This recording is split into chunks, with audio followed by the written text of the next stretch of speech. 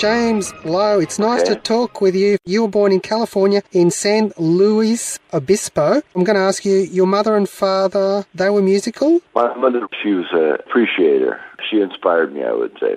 She taught you how to sing harmony and that sort of stuff. You know, that used to be the thing. We had a breakdown of the Trans-Pacific cable. Yeah. It was fuzzy and the wuzzy. Well, we're supposed to have some fuzz tone here. This is the Electric Prunes. Exactly. So your mother was teaching you harmony and all that. What did you do? Were you listening to the radio? Yeah, radio. And my parents used to go and buy a record. You used to be able to buy a record for $1.04.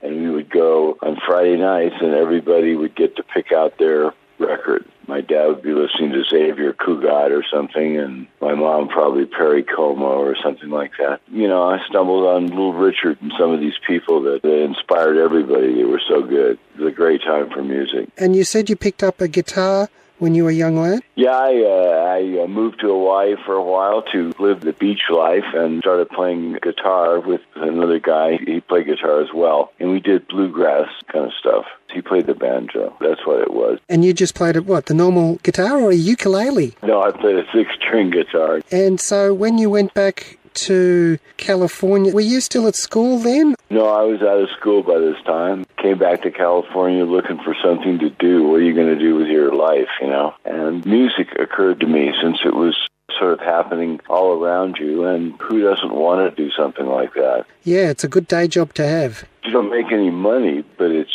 fun. And I was always attracted to fun. Well, I'm just like you. How's that? I think everyone's like that. I came back. I gathered together Mark Tulin and Ken Williams, and we started working on songs and material and stuff with the hopes of starting a band that would get some kind of a recording deal or something, I guess. How did you know Ken and Mark? I didn't. Actually, they were referred to me by someone. I was looking to put a band together. They were suggested. It's 2 guys from the local high school that played guitar and stuff. I played guitar. No one else played bass, so he agreed to be the bass player. Who was that? Mark Tulin, our bass player. Then we added Quint, Mike Weekly on drums, and that was the original band. Is this when you called yourself The Sanctions? We call ourselves, The Sanctions or Jim and the Lords. And of course we can hear The Sanctions and Jim and the Lords because there was a CD released of that material. If anybody's going to hear it, you're going to play it for them, right? Jim and the Lords thing was an acetate that I found around 1999 or something. And we had cut those directly to disc. An audiophile guy that I knew, Russ Bottomley, had recorded this. He wanted a band to record, and we needed somebody to help us along, too. So we would go over to his place on Sunday and make these little records. Pretty crude sounding. We were all learning to play our instruments and stuff. It was the beginning. Would have been a good experience to be actually recording, because back in those days, it wasn't something you could do with studio quality in your home like these days. No, Russ Bottomley. He was one of those oddball guys that had 3 or 4 microphones and a couple of tape machines and a direct-to-disc cutter, and he was pretty well set up. So we had to learn all the recording etiquette. Well, I bet you I know what he didn't have. I bet you he didn't have a Vox wah-wah pedal. He didn't know. They weren't around at that time. Did you guys start developing and writing your own songs? How did it progress from those early acetate recordings? We started writing material for ourselves and trying to get an approach that we liked. We knew we wanted it to be something electric because the revolution in recording going on at that time. Beatles were doing all these interesting things, and it was just the availability to do some dreamy kind of stuff, and that's what we wanted to do. Unlike most bands who would be playing gigs and stuff, we would rehearse in a garage. We were a garage band. We would rehearse 5 or 6 days a week. Basically, you were rehearsing to try and get a record deal. Yeah, in hopes that we could make connections with someone. And as luck would have it, that's what happened. Somebody heard us playing in the garage and introduced us to Dave Hassinger, who was engineering the Rolling Stones at that time, looking for a band to produce, so we connected up with him. These 2 early records, they've stood the test of time, I can tell you that. I never would have imagined that. When someone asked me to do a compilation, I said, for what? Who would listen to that stuff? But I guess it's become more important than it was or something. I think it has. And of course, Lenny Kaye, he must have been and I Had Too Much to Dream Last Night fan, because that Nuggets album, that's a great album. Every track is really good, but he chose you to be side one, track one. So no one starts side one, track one unless they really mean it with a good song, do they? I didn't know about that album until much, much later, but we did gig in New York, and I got to meet Lenny and stuff. He's really a good guy, and that was amazing that he put the song on that record, and as you say, to put it in the number one spot. That was good. James, just going back, so how did Dave Hassinger, was he the one who got you the deal on Reprise Records? Yeah, we were independent. We didn't sign directly with the label. We signed to his production company. And what we did was do some demos of some songs, and we sort of shopped those around to try to get a deal. We almost got something with Decca. Electra wanted us, but Dave was more interested in getting himself a producer job so that he could produce other albums. So he was using this as a stepping stone for that. That's what it did. When the record hit, he got a gig with Warner Brothers, and was doing the Grateful Dead and Jefferson Airplane and people like that. Well, I got to tell you, those first two records, especially, because they're the ones that I know best from the early Electric Prunes, I've been playing him in the car and all that. That production is not only top-notch, it's a lot better than a lot of the other things I've heard from that period. Great production, great stereo sound, fantastic sound on the drums. Yeah, I was surprised that they sounded better. Mark and I got back together to do the compilation, the Lost Dreams compilation, and they sounded better than we imagined that they would. So what were you listening to, 1-inch masters? No, we didn't have 1-inch then. It was 4-track. 8-track was 1-inch tape, I think. Yeah, it would be half-inch or something like that. Yeah, so they originally recorded on 4 tracks. Wow, that's even more amazing. Everything we did was on 4-track, right? Yeah, a lot of combining, and at certain points, no going back. Start combining instruments and stuff, and you can't go back and change the level of the instruments, so you got to be pretty spot on as to how you record it. Mass in F minor as well, 4-track, was it? Uh-huh. For such a sophisticated record, I naturally assumed it was an 8-track. Yeah? No, 4-track was a state-of-the-art, but, with the studios that we could go to, it was. I Had Too Much to Dream. It was a hit record. It was your second release because you released Ain't It Hard and Little Olive first, and that was one of your credits there. Dave never liked our material, the stuff that Mark and I wrote, so we tried to get on the B side of as many things as we could. James, you know what you should have done? You should have played Feedback or Artifact to him. Then he would have been impressed with your material. We finished the first album, and by that time he had gotten a gig doing a Grateful Dead record, and he kind of lost interest in us, and it was okay with us because the second record we wanted to make a different kind of record, more of what we wanted. We weren't afraid of our own songs. Even if they weren't the best, they were at least ours. That's why the difference between Underground and the first album. First album's a little more polished, and the second album is sort of us inmates running the asylum. Underground still sounds really good. Great Banana Hoax, which is my favourite track off it, that sounds just as good as any production on the first album, in my opinion. I like it. It was what we wanted it to be, so I'm going to have to take the blame for it. Why did you call it Great Banana Hoax? There was a thing going around back then that if you fried banana peels, that you could get high from what was left, I guess. I don't know exactly what it was, but it was a rumor going around. Donovan sang about electric bananas going to be the very next thing or whatever. I think it was from the same thing, this rumor that you could somehow get high off bananas. So that was a hoax, and it perpetrated on society, and they swallowed it up, and some people even got high, even though they weren't getting high. They thought they were getting high. And so I thought that was a lot like love, as deceptive as love is. So that's how it became the Great Banana Hoax. I Had Too Much to Dream was a big hit, and then Get Me to the World was still a hit, and in retrospect, Dr. Dogood, I don't think that should have been the next single. I think the Banana Hoax should have been the next single after Dr. Dogood. Dr. Dogood's a bizarre song. It's funny, a lot of people, the Europeans like that song now. A lot of the Asians play that song. I'm always amazed when I hear it. Yeah, well, that was one of the major arguments at the beginning, was that we put Get Me to the World on Time and Too Much to Dream on the same record, because it left us a hard row to hoe to go to the second record. We needed something strong. And as I said, Dave never liked our songs, so he didn't like the Great Banana Hoax. Dr. Dogood was a Tucker Mance song, and he liked that. He thought, well, they got too much to dream, so maybe this will work. It is a crazy record, though. Yeah. Dr. Dogood is an insane record. Did Dave hire Annette Tucker and Nancy Mance to write songs for you? No, we actually knew them. We played at a party of Annette's. That's when we met Dave. It was an arranged deal that we were going to meet him there, and it was at Annette's house, and that just happened to be a songwriter we knew, and Too Much to Dream. Dave liked the title of the song. He never heard the actual demo of the song, but he liked the title. He said, why don't you do that song? So that's what we did. Well, that was a good suggestion, because that was a big hit. Yeah, but it was a ballad. You wouldn't have recognized it from the song that we made it into, and it was always a point of contention that we should have been given more credit. We got an arrangement credit, but we were actually a pretty participant in the writing of the song. When the Electric Prunes Part 1 were around, you guys did a European tour, and of course the Stockholm show was recorded. Before you went, was having hit records, was it a bit of the wild screaming and carrying on and all that sort of stuff? Well, we tried not to scream too much. No, I'm not talking about you. That was a great time. It was like you see in the movies, and you hear your record on the radio and stuff. I mean, it's all the stuff that you sort of imagine and dream about, and then there it is. Somebody's actually playing your music on the radio. It's a good feeling. Everybody likes you. Everybody's your friend. Girls like you. What could be better?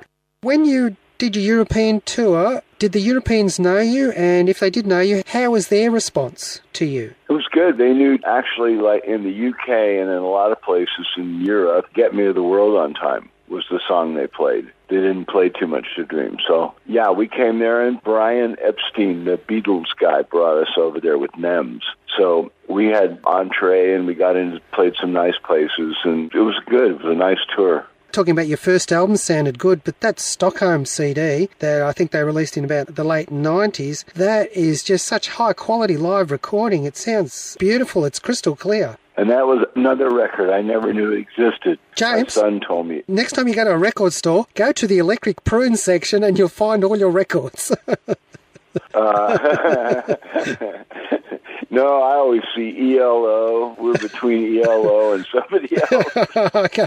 Oh, so you don't even look at yourself, huh? No, I don't. And people will bring me stuff that I've never seen before because they were releasing stuff back then. Yeah, so you were doing the tour. What was the reaction to you guys? Because the start of I Had Too Much to Dream last night, you're making an apology for America's involvement in the Vietnam War. Yeah, well, that was because a couple of nights earlier we played in Amsterdam and they threw stuff at us and booed us off the stage before we even got to play. And it was all about the Vietnam War. I'll be honest with you, I wasn't political at all. I had no idea what they were even talking about. And so I had to bone up on what was going on in the world and what America was doing. And a couple of nights later, I got a chance to at least tell them our sentiments were with somebody who was getting the crap kicked out of them. Glad you did, because the people who weren't involved in the war, they didn't think much of it, like England and all that. Right, and France particularly, people were very in your face in France. The rest of Europe didn't do anything, but Amsterdam did prove to be one of those nights. And it's funny because a few years back we went and played in Amsterdam at the Paradisa. And so I got to say, here we are back again. Are you going to boo us again? But they didn't. They should have done it just for old time's sake.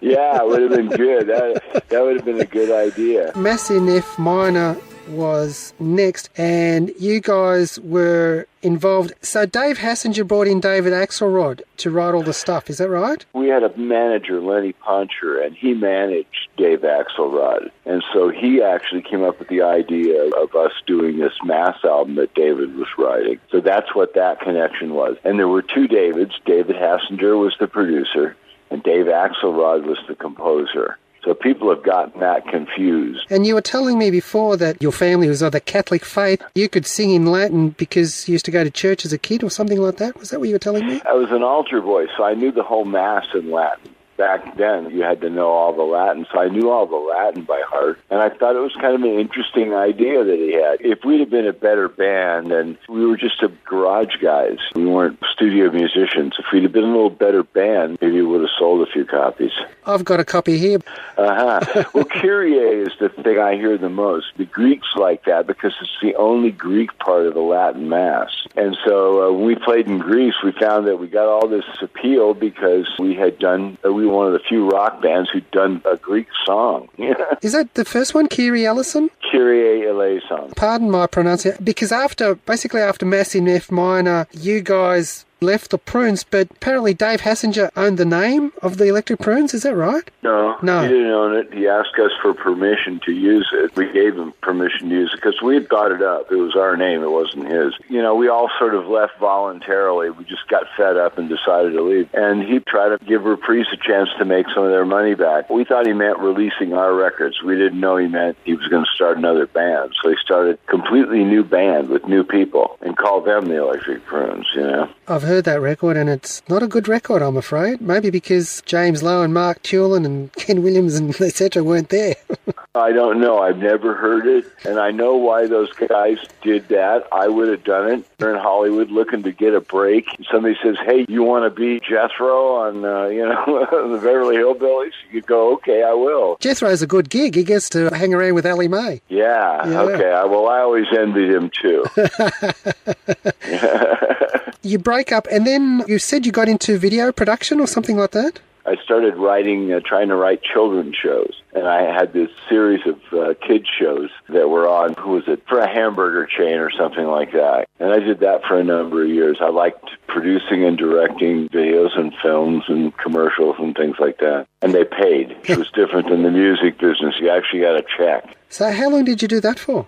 Up until about 1999, 2000, something like that. When I started playing music again, Mark and I got together and decided we wanted to I had a little studio at my home, and we decided we wanted to start playing again. And so Artifact was born. We got together the guys who wanted to play. And that's one thing that I learned that was really important, was that people don't change. The guy that you don't like in 1967, you're not going to like him in 2000. If he has a different attitude than you do about life, all those years later, and I find out the guy's got the same exact attitude, and it hasn't worked for him. I mean, I'm one of those people who works for you, great. The attitude hasn't worked for him, and he hasn't figured out what it is. So we gave everybody who played with us before a chance to play in the band at that time. And certain people came forward, and certain people didn't want to do it. So I listen to a lot of 60s albums, and it's always, listening to new stuff, I always do it with trepidation, because you think, oh, look, A, is it going to be as good as the old stuff? B, I hope it's not going to taint the reputation of the old stuff, because the old stuff has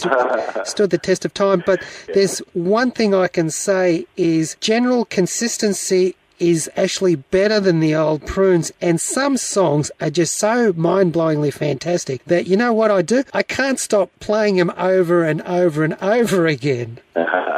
Good. The one I'm stuck on at the moment is The Girl Who Crashed My Dreams. I just keep playing that over and over and over again. I hadn't heard that before because I only just got Was recently. Obviously, the connection between you and Mark, it all sparked off again. Well, the great thing was I had been doing producing and engineering records and stuff as well after I left the band. I worked with Todd Rundgren and Sparks and Foghat and Ry Cooder and Van Dyke Parks and people like that. So by that time, knew how to engineer and produce a record. And I had a studio at my place in Santa Barbara. So it was perfect. I said, here we are. This is all the things we used to complain about. We couldn't do our own songs. We couldn't do this and that. And now we can do it. Here we've got the ability to be able to just carry on. And Mark and I had the same spirit going into this. So when you say it sounds the same, when we first came back and started playing live, people said, do not play any new material for these people. They're going to boo you and stuff.